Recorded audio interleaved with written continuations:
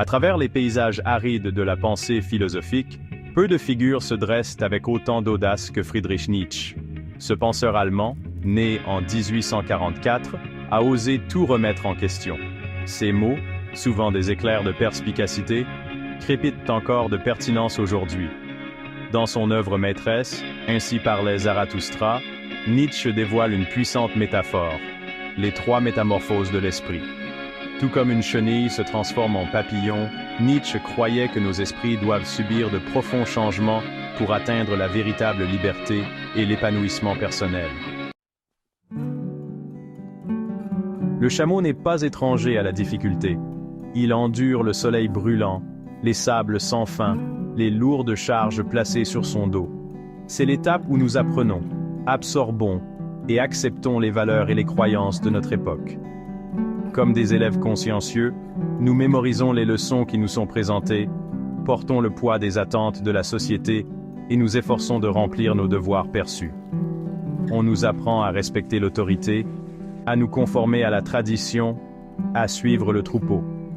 Cette étape, bien que nécessaire, peut devenir un piège. Si nous restons des chameaux indéfiniment, accablés par les « tu dois » et les « tu ne dois pas » du monde, nous risquons de perdre de vue notre propre potentiel. Le fardeau du chameau, bien qu'il fournisse une base, peut aussi étouffer notre croissance. Nous devons finalement trouver le courage de questionner, de défier, de rugir. La transition du chameau au lion n'est pas facile.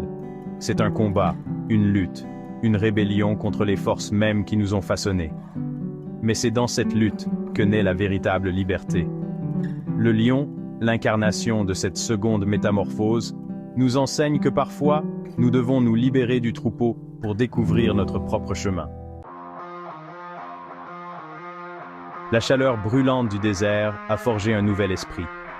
Le chameau ressent une montée de puissance, un défi qui s'élève en lui. C'est l'éveil du lion, la deuxième métamorphose.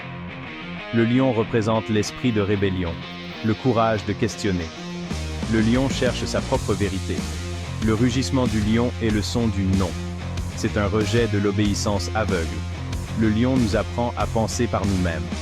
Il ne s'agit pas de destruction gratuite. Le voyage du lion n'est pas sans péril. Le désert est rempli de dangers. C'est à travers ces épreuves que l'esprit du lion est trempé. Le rugissement du lion n'est qu'une étape du voyage. Au-delà de la rébellion se trouve une transformation plus profonde. Le soleil plonge sous l'horizon, projetant de longues ombres sur les dunes. Le lion, las de ses combats, sent un changement en lui. Le rugissement s'estompe, remplacé par une douce curiosité, un esprit ludique. C'est l'émergence de l'enfant, la métamorphose finale. L'enfant représente un retour à l'innocence, un état d'émerveillement, une capacité illimitée de créativité.